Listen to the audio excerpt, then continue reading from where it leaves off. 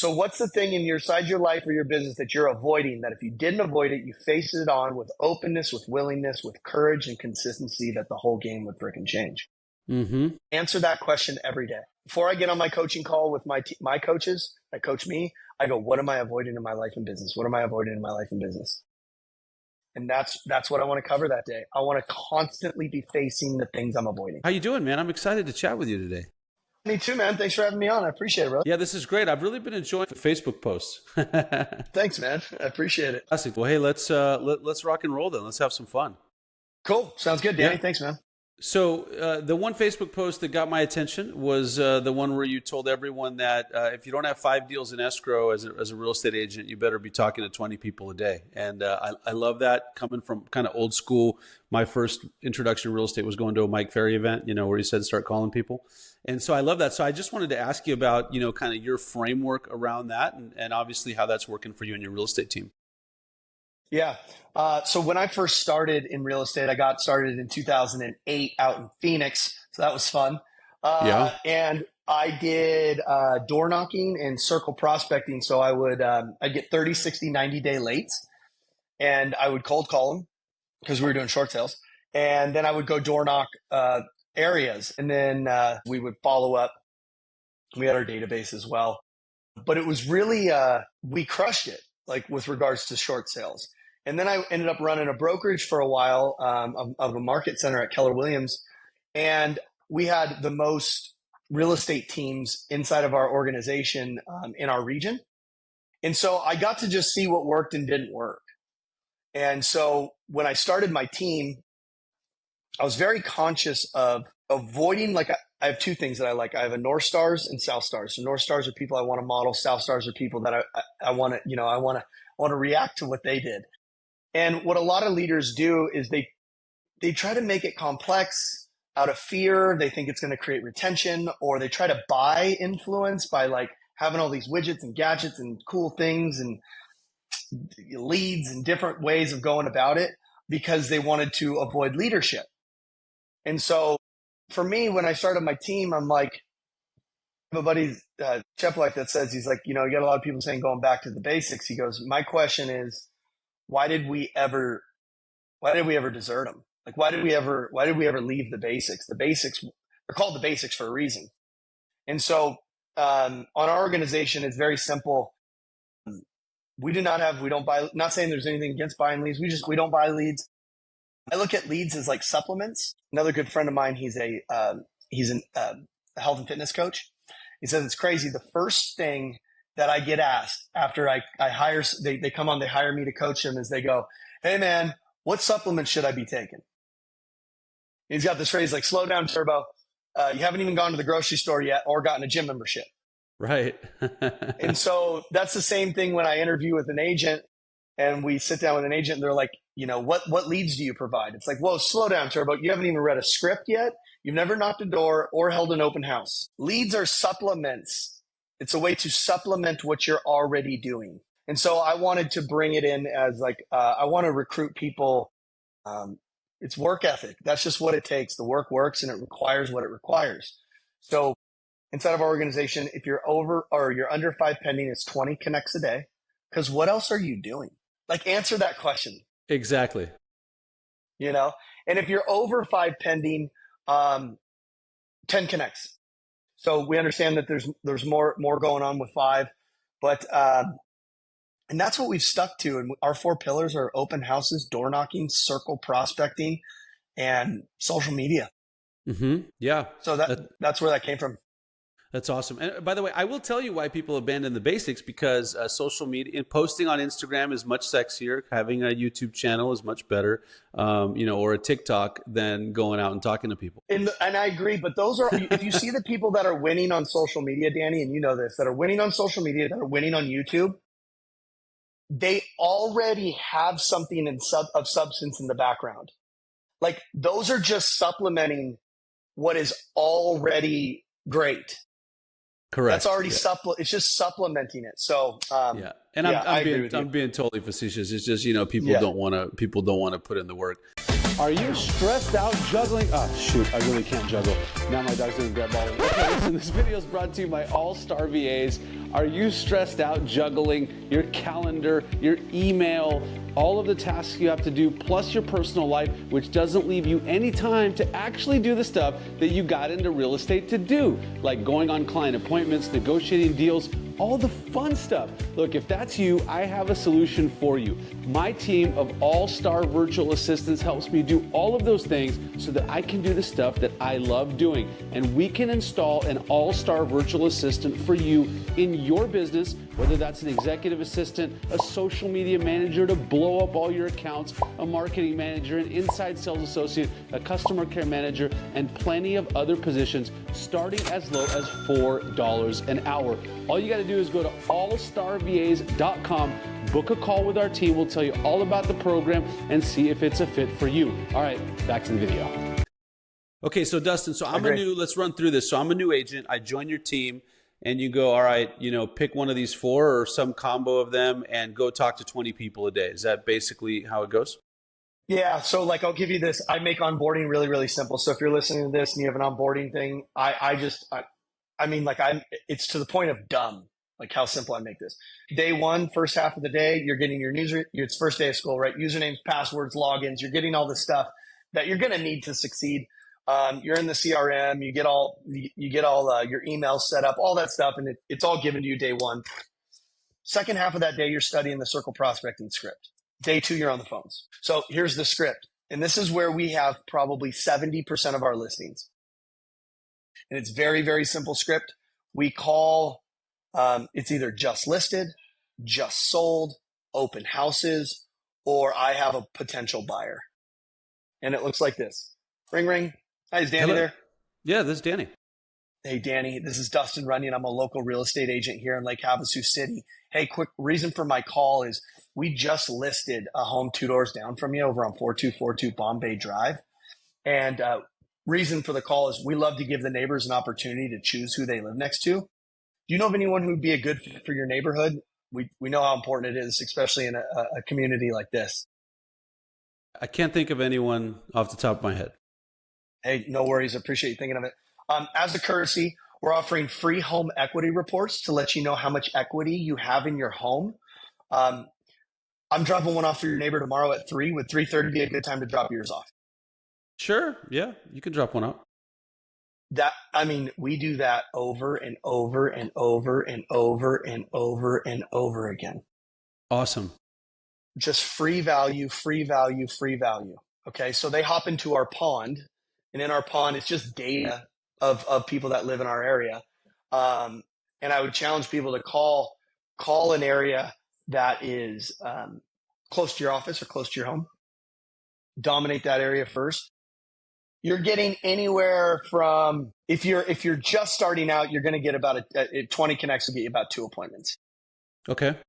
If you're really good, it's going to get you about 4, depending on how much bravado you've got, how much, tonality, inflections you are, how good you are at communication. And then from there, we get a very vague CMA put together, or a very vague home equity report put together. We go to their house, we knock on the door.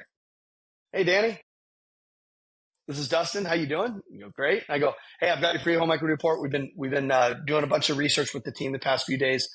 One thing really quick though, Danny, it'd be really unprofessional of me to give you an exact detail of what I think it's worth. This is kind of vague without seeing the inside of your house. Would you mind showing me around a bit? And when you show me around, I'm going into psychographics, not demographics, psychographics. How long you lived here? How many kids you got? Who do you live with? How long have you lived here? How long have you lived in Lake Havasu? How long have you lived in our area? And I'm going around psychographics and I'm going, hey man, if you were to move, where would you move? If I had a potential buyer that was interested in your property, would you want me to reach out? Oh, these are all they're your basic questions. This is all basic stuff, especially if you've been in the business. Yeah. And then we put them back into if they're like, no, we put them back into our CRM. We put them on a market update, and then we call them once a month. Yeah. Awesome. And then are you emailing them any newsletters or updates or anything like that as well through there? Awesome. Yep, we're sending out, I'm sending out once a week from me, personally. And then what I tend to like to do is, if you have a rapport with them, I go, I'm going to send you some homes, Danny, each month that when they fresh come on the market, so you can get an idea of what the competition is going to look like, especially in today's market when we have a lot more inventory coming on. So you can just get a better idea of what's hitting the market that's in your area. Is that fair? Fantastic. Yep. Rocket. Yep. Oh, dude, over and over and over and over again. I would tell you, like I said, 60% of our listings come from that, and we have 130 right now. That's excellent. So Dustin, I mean, for me, it's interesting. Just someone being in business, for a long time in various businesses, it always boils down to the same kind of model. I tell people, which is, you're going to go out, you're going to make connections, you're offering them something, a lead magnet, a free item of value, and then you're putting them in your marketing, and then you're following up with them, and then that leads to business. So it's very simple, very straightforward. Obviously, you got to put in the work. So for an agent on your team, I'd love to run through the numbers, right? So I join your team, I start doing my 20 connects a day, 2 appointments. What does that look like in 90 days for me in terms of like how much business I've gotten and how much money I've made? If you're brand new, and I will say this, you need to constantly be reinventing your team. You need to constantly be recruiting to your new team. And your new team is always tightening up the standards more and more and more and more. Ideally, your new agent should be making 20 connects in the morning and 20 connects in the afternoon. Nice. Because you've got nothing else to do. Yeah. So at the very minimum, it should be 2 appointments a day, 10 a week, 40 a month. If you're a savage, it should be 4 a day, right? 20 a week, 80 a month. In 90 days, you could have a very low IQ. Yep. You could struggle with eyesight and fumble words, and you're going to get listings. Michelle was the first one on our team when she came on board. I launched my team with 5 agents. She had 7 listings in 60 days. Wow. Dustin, you're getting me excited. I haven't sold real estate in a long time, but you're getting me kind of excited. I might have to try this out myself just for fun, see how it works. It's what I like about it, Danny, is, and again, I'm not against, I coach a lot of teams across the country, so I see a lot of P&Ls. Yeah. Okay. And I know that this isn't any secret, is there's a lot of teams doing hundreds and hundreds and hundreds and hundreds of deals that are making no less than a single agent that's doing 35. 100%. Yep. Right. People struggle with profitability, and it's because they try to purchase leadership. How many agents right now in the country are buying leads? Would you say a lot or a little? Tons. A lot. Tons. Yeah. Okay. Why would someone want to buy leads instead of circle prospect, door knock, and throw level 10 open houses? Because that takes work, right? That's right. And so everybody else is buying leads. Dude, I have what I would put him up against any agent in the country. He did 200 transactions on my team last year. Wow. His name's Cody. I do buy him leads. You hit your 20 connects, you're closing 50 deals a year, I'll buy you leads. No problem. Sure. Out of the 200, do you know how many of them were, and he's aggressive. 6 of them were internet leads. I was going to say the number's got to be pretty low because those are the lowest quality and lowest conversion leads all the time. Yep. Why? Yeah. Here's why they're the lowest quality and lowest conversion. They have 20 other agents calling them, so they already hate agents. Why? Because they've signed up on 7 sites and they've been bugged and bothered by all of them. They've gotten all their email they unsubscribe from like daily. So you have like your competition is so high with pay-per-click leads or online leads. So how many people are door knocking? Right. Very few. Very few. How many people are throwing level 10 open houses? Yeah. Yeah. Very few. How many people are circle prospecting? Very few. So there's no traffic on that road. Correct. Because it's hard. Dustin, it's interesting you say that. I've lived here. We moved to Dallas about 4 years ago, almost. In the 4 years that I've lived here, you know how many real estate agents have knocked on my door? How many? Zero. It's wild. I used to, you know how many roofers have knocked on my time in that? Like 100, Like really? I get a roofer, a plumber, a contractor here almost every day, even though I have a big, like, no soliciting. I have a, AK-47 sign out there. and they still do it. But the realtors, and I didn't have that sign until recently, and no realtors, zero. I'm always amazed by that. Yeah, it was funny because we had a guy on our team because I started on a team. I was a short sale negotiator, so I would door knock and Yeah. come negotiate short sales, door knock. And my one buddy, he never wanted to door knock. He only wanted to. We did have internet leads at the time, and he only wanted to call the internet leads. And I would just bury him. Yeah. Yeah. It was myarizonashortsale.com, and he would get our leads, and I would just crush him. Yep. Just by getting in front of people. Yeah, and open houses are fantastic too. We kind of mentioned that a little bit, but in terms of open houses, so your agents that are joining your team, so they can pick between any of those lead sources or some combo. How are your open houses working for them? Yeah, so we do what's called a level 10 open house, and it's my favorite thing to do. Now, they have to be mentored by one of our agents, so we throw like, I don't know, I don't want to like, I will say 15 or more a week we throw Wow. open houses. So they have to go on an open house with one of our top agents. Like Cody throws open houses still. He's got 24 pending. He throws open houses. So you have to go with one of the top agents or one of our seasoned agents on our open houses. The way our level 10 works is really simple. Number one, you've got to make at least 200 to 300 calls to the neighborhood throughout the week, starting on Monday. You got to knock 200 doors starting on Monday. You have to send out your mass email to everyone in your database that are potential buyers that have that where their search criteria lands in that home. 4, you create an event page on Facebook. 5, you're going to post on social media, do videos on social media, get a graphic on social media. You're getting a ton of signs out on Friday and Saturday out there. And then while you're at the open house, you're circle prospecting again.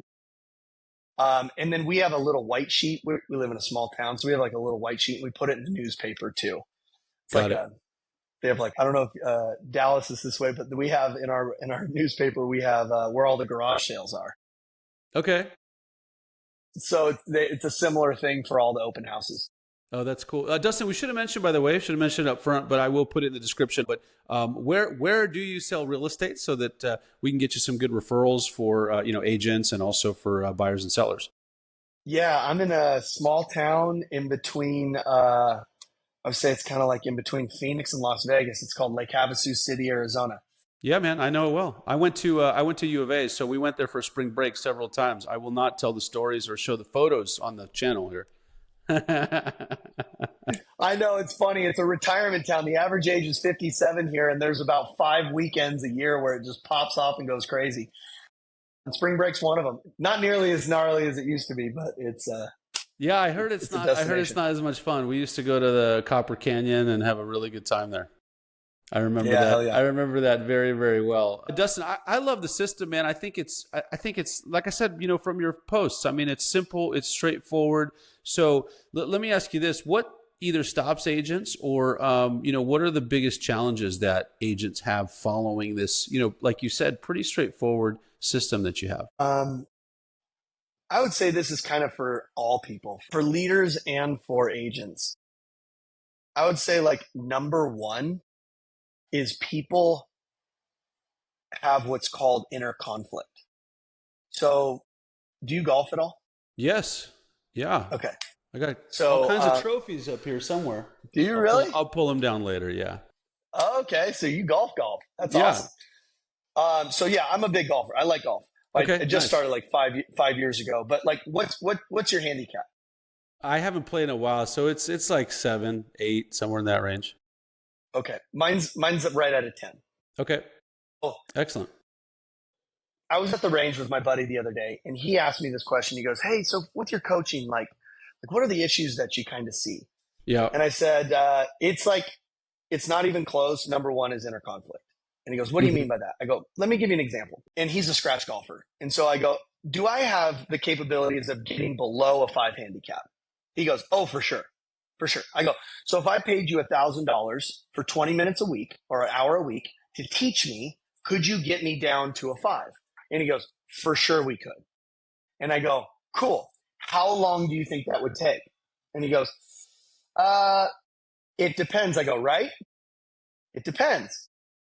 And I go, before you answer that question, here's what I'm going to give you though. Number one, I'm going to give you conditions. Number one, I'm only playing golf twice a month. Number two, I'm only going to go to the range once a week. Those are my conditions. And he stops. He goes, you ain't getting to us under a 5. That's right. This is what people do with success. They put conditions on their success. They want to tell the truth. They want people to like them. They want to spend every waking hour with their kids. They want to make $1 million. They want to, lose weight and get fit, and they want to eat freaking cheeseburgers every single day. It's like so many people put so many conditions on their success. It creates an inner civil war. They want two things that are at odds with each other. Yep. You get what I mean by that? 100%. So, yeah, totally makes sense. So most people, it's a lack of alignment. What they want, their values, their principles, and their actions don't align. Right.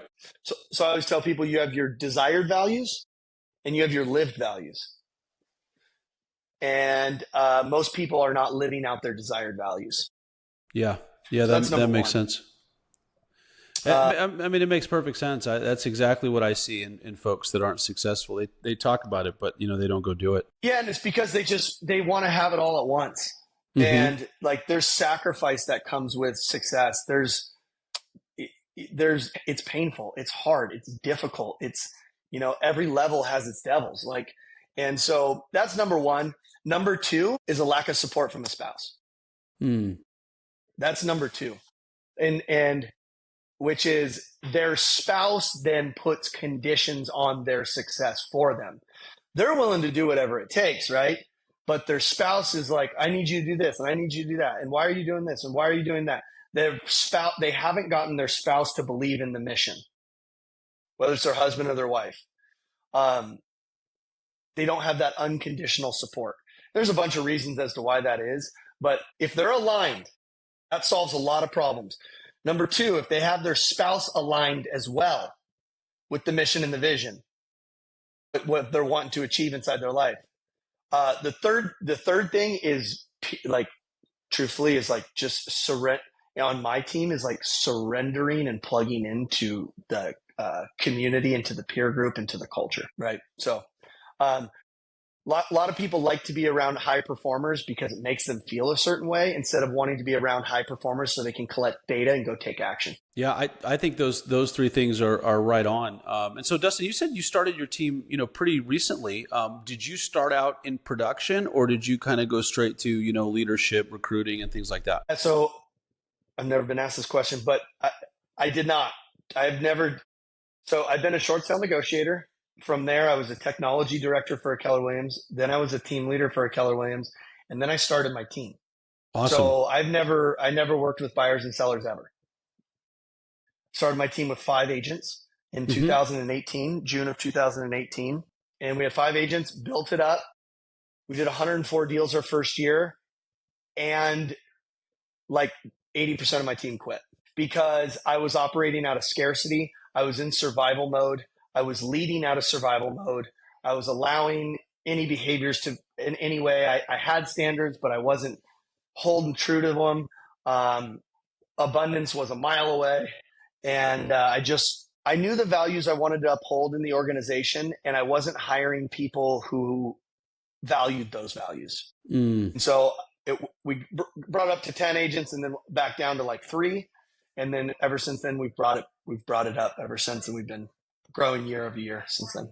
Yeah, that's awesome. I think, you coach teams, which I want to definitely talk about your coaching, but I used to coach for the company where you were a team leader. And, a lot of times I saw when agents who have teams are also in production, I think it's a big mistake. And the problem is it's you're trying to be a coach and a player at the same time, which doesn't work very often. And so I love your model where you're focused on, what you're doing, which that's what I wanted to ask you about. So then your focus is, obviously recruiting, leading, training, and things like that. Yep. So in the beginning, the way that I would supplement, because I've been coaching for about 10 years too, Danny. Okay. I grew my influence. So you're just going to go start raw dog a team with no influence, never been in the industry, never nothing. not saying it's impossible. Nothing's impossible, but it's going to be a little bit more difficult. I had influence. I grew up in this town. I had influence through the Keller Williams. I Sure. learned Keller Williams was phenomenal. Mm-hmm. I got like a master's degree. They were the first like real hard training companies. And I learned just like, I mean, I wouldn't be here today without them. Yeah. So I coached. So instead of selling and Right. working with buyers, I took my coaching income and that supplemented the team for a while, as well as I sold everything. Yeah. So I sold my house. I didn't have a car Oh, for 6 months. wow. I moved into a hotel room for 2 months with my wife. We went all in. So I Yeah. took all of the money, the equity I had in my home, and it was like do or die. Yeah. Yeah. So you went all in on it. That's awesome. You said like, what are you doing now? It's like really now, I always looked at myself this way. I need to be the most potent example of the values and the mission and the principles of our organization. And if I can live that out and just be a coach, like I just coach my top 20% and I try to, so I use this stupid analogy. Like if you get bit by a snake, the snake injects venom into the body. But if you go to the hospital and they put anti-venom in you, the anti-venom in itself has venom in it. And so how you lead, you are either the venom or the anti-venom. You're the one curing the problems in your organization by how you're living, or you're the one poisoning them. And the line is very thin. And so my job is just to be the anti-venom and to be the strongest example I possibly can. And then I coach my top 20% and work with my administration. That's awesome, Dustin. Well, congrats on all your success. I'm glad you mentioned administration. I definitely wanted to ask you about that. I'm a systems guy. Team building and administration and automations and leverage and stuff like that. What does your kind of back end support look like for your team? Yeah, we could probably hire you, Danny. That we would need you to come in here and systematize more of our stuff. Like we're definitely probably operating out of 2018 when it comes to a lot of our automation and different things. So that's kind of what's next for us is to automate more. Yeah. But right now our staff is, we have a director of operations. The way I really kind of modeled it off of like the market center, the way Keller Williams did it. Sure. So like my director of operations kind of operates as a broker. So they do all the contract. He does all the contract training. He's like macro oversight of kind of everything that's going on in the day to day and in the trenches and with the contracts and the listings and any issues we're having with Benzers or different things like that. He helps onboard our agents as well. With the new agents, he's working with them. Yeah. We then have a transactional coordinator, and she just now got a virtual assistant. So that works part-time. So we have a transactional coordinator. She runs all of our listings and all of our buyer deals, both sides. And she is a wizard. She does 600 plus transactions a year with her and a part-time virtual assistant. That's awesome. And then we have a marketing administrator, Lauren. She's kind of utility and does all of our marketing, like all of it, in-house and anything you see online from Apex or from Elevate or anything, she does all that. So those are, and then we have a director of growth. So Michelle, she's just a recruiter. Her job is solely to bring people into the organization. Yeah. And then I work with her on like, if there's like agents that are, bigger agents, they're doing 20, 30 deals a year and we're working on trying to get them over. I'll pop in, we meet once a week. I shoot video for them. Yeah. That's kind of how that operation works. We use Brivity and, this is what we're trying to change. We use CTE still, Commitment to Excellence, if you remember that. Yeah, I do. And I think we use SkySlope, which is just with EXP. Yeah, sure. Okay, that makes sense. So Dustin, $1 million question for you, right? So you have an agent, probably multiple agents who are doing very, very well on your team. What keeps them, people always ask me this, but so I'm always curious for team. What keeps them on the team versus saying, I could go do this on my own, right? Good question. Number one, I do not, in my organization, I do not focus on real estate that much. Like I really don't. I have three core values, and is number one is personal development. Like you have to want to grow. If you're like not into personal development, no worries, no judgment whatsoever. I get it if it's not your thing. But like we're a personal development company that just happens to sell real estate. Because here's the thing: if you have an agent on your team for like 2 years and they're doing 20 to 30 deals a year, they know and I don't know everything. They know enough to go out and just do the deals on their own, right? Mm-hmm. Like there's only so much I can train like an agent to do deals and how to operate in deals, you know? I can be a reminder, which I am, like the CRO, I'm the chief reminding officer, but I really focus on personal development. That's number one. Two, personal responsibility. Everyone in this community, own your shit. I do not tolerate anything else. Period. End of story. Right? I grew up with a bad childhood too. My dad was abusive too. My dad was drunk, alcoholic, and drug addict too. You know what I mean? I've had the bad relationships with my mom too. We all have problems. I have empathy for that. And we're all adults now, so we need to take responsibility for our thoughts, feelings, emotions, and outcomes. Yep. That's what creates what's number three is the spirit of contribution in here in the community. So I would say people stay for three reasons. Number one, personal development never stops, ever. And you have a community here of people who are growing, expanding, doing bigger things day after day after day. And I'm an example of that as well as the leader. And I would say that's like number one is the community that we have and that we're a personal development company. And number two is I'm creating massive opportunities. 100 of Cody's deals last year. It's my relationship that we have with the developer that I've had for about 5 years. I coach him.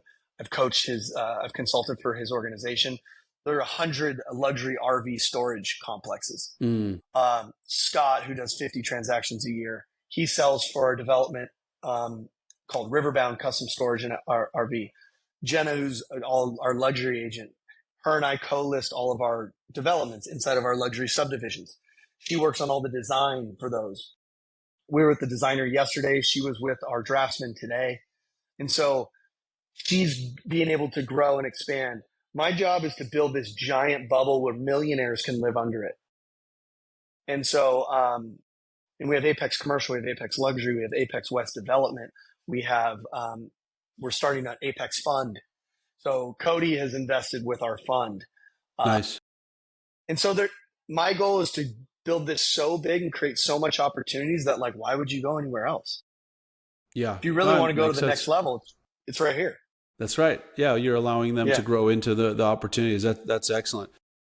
Very, very cool. And then Dustin, the other thing we mentioned a little bit was, your coaching. So I'm curious, do you just coach agents on your team or are you also coaching outside of that? Oh, I coach outside of that too. I've been coaching for my very first coach was with the Robbins organization, Tony Robbins. Okay. And I got really into NLP. Yeah. Neuro-linguistic programming. And I went through his whole I was going to become a coach under him, went through his whole thing.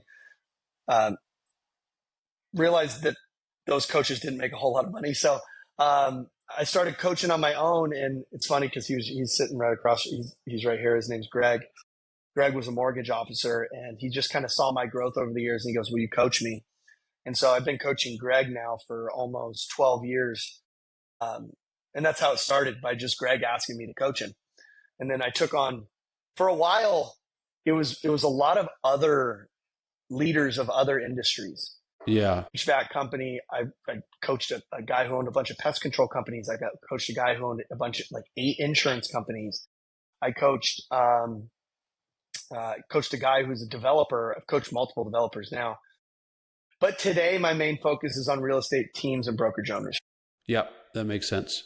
Yeah, that's very cool. Yeah, it's awesome because you're spending your time with the team and then you also have the coaching practice. So if anyone listening, of course, and watching, we're going to have all of Dustin's contact information below so you could reach out, either on the team side or if you're looking for, a great coach as well. So Dustin, question I wanted to ask you, looks like you've done amazingly well. Everyone watching this is going to say Dustin has the Midas touch. Of course, I know being an entrepreneur myself that you've probably had plenty of failures along the way. Can you highlight a couple of those so everyone can see that we all fail our way forward? Mm-hmm.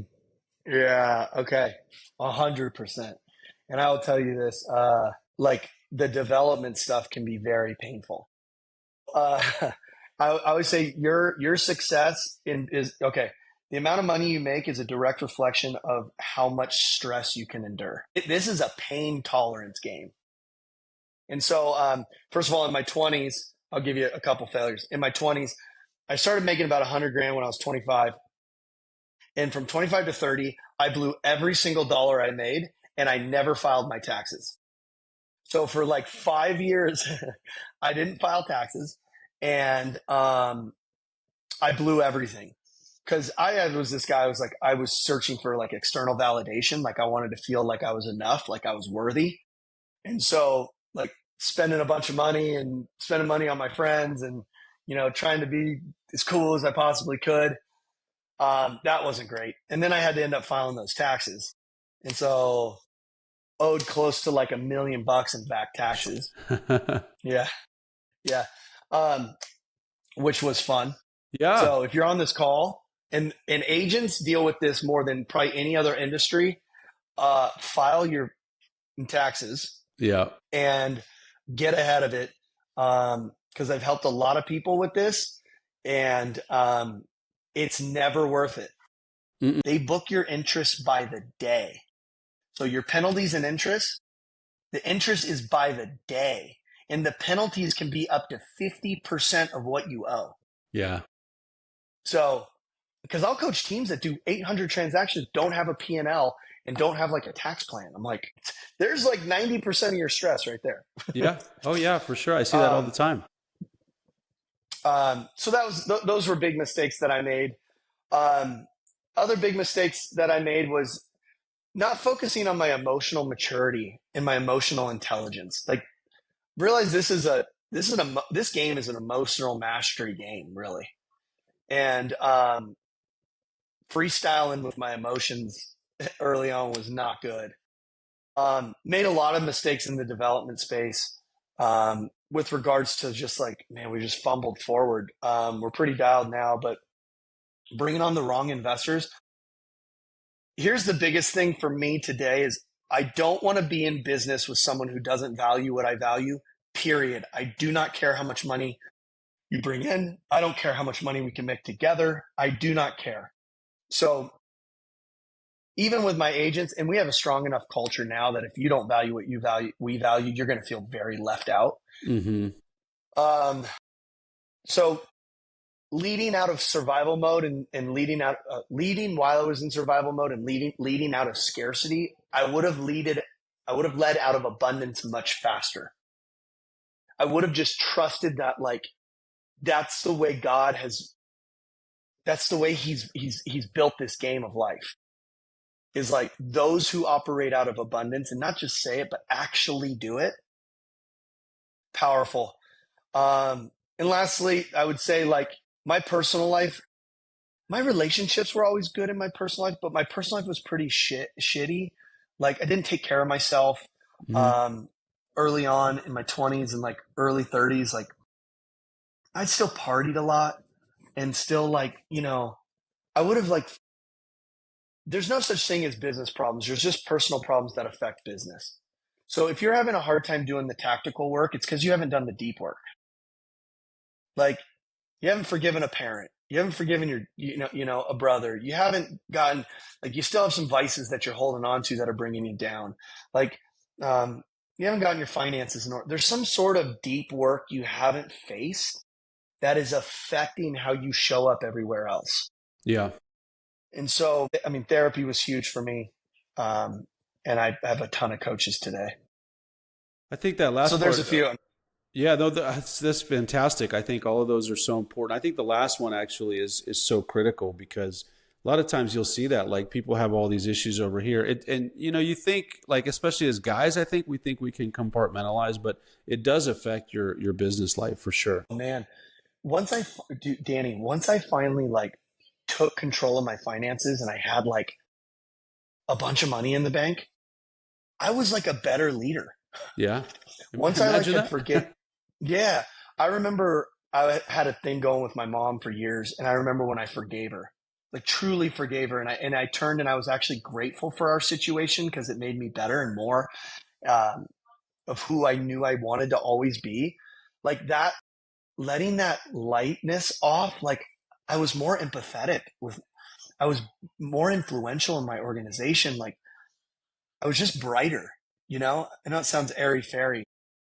No, 100%. Um, I completely agree with that. Yeah. I see that all the yeah. time. Yeah. Like No, it's awesome. if you're drinking every single night and you're trying to like lead an organization, like you're going to be irritable and tired and you're going to lack energy. You know, if you're eating like shit, you don't need to eat perfect. You don't need to go out and be freaking a bodybuilder, but like, let's like work out and move your body a little bit and like eat decent. You know, you don't got to weigh your food, but like my buddy Alex can be pissed at this, but like eat decent, you Right. know, that's going to help with your performance a lot. I don't know, man. I credit my success to an old fashioned and a cigar every night, but I do work out all the time. So, That's awesome. So, you know, Danny, I will, and here's the other thing I'll tell you, Danny. This is one thing I've learned in life too. You have to find your thing, yeah.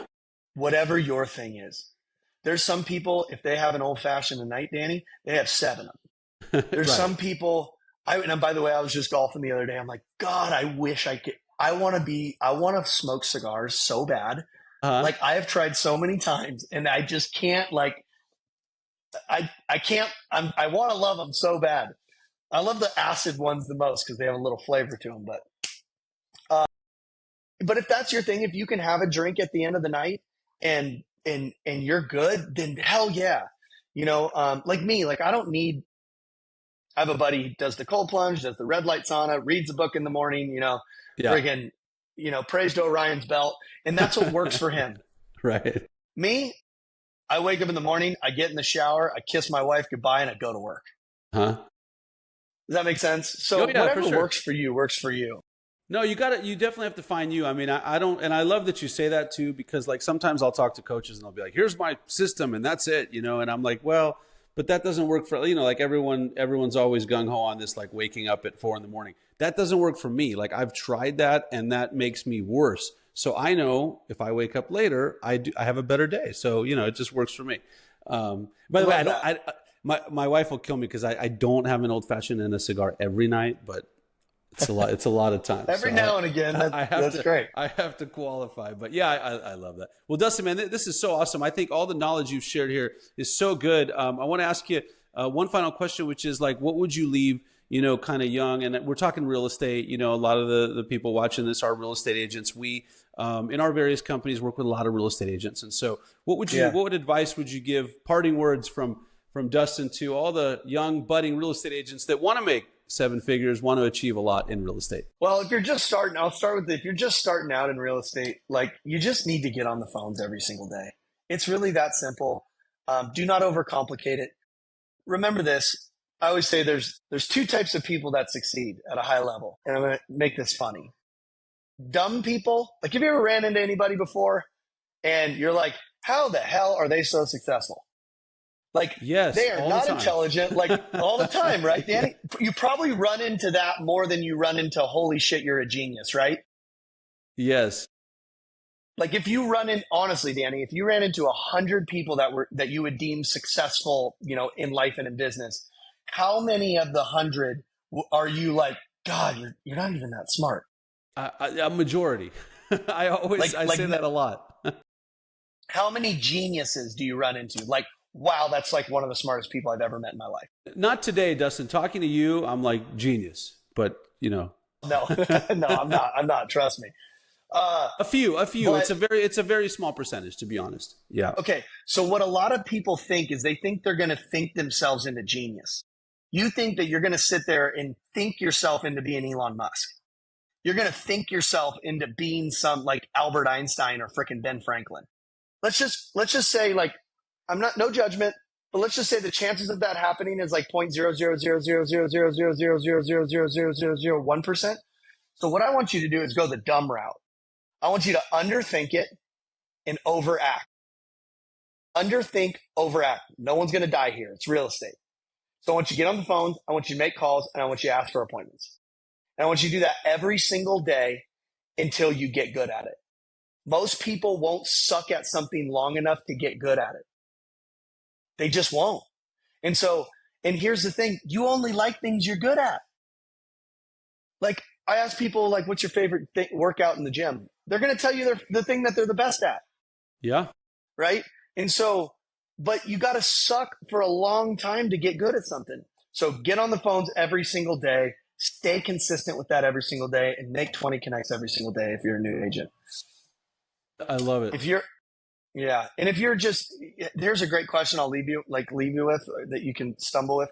If you're a leader in an organization or you're just looking at trying to better your life a bit, I'm not ignorant enough to think that I have any of the answers for you. Like, it's your own life. Life is not black and white, not even close.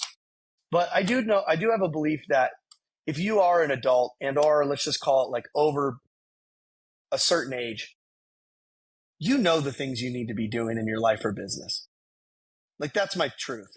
Like, I really believe that. Like, I speak in front of rooms often. This is the question I ask is like, how many of you know something that you need to be doing in your life and your business and you're not doing it? 100% of people raise their hand.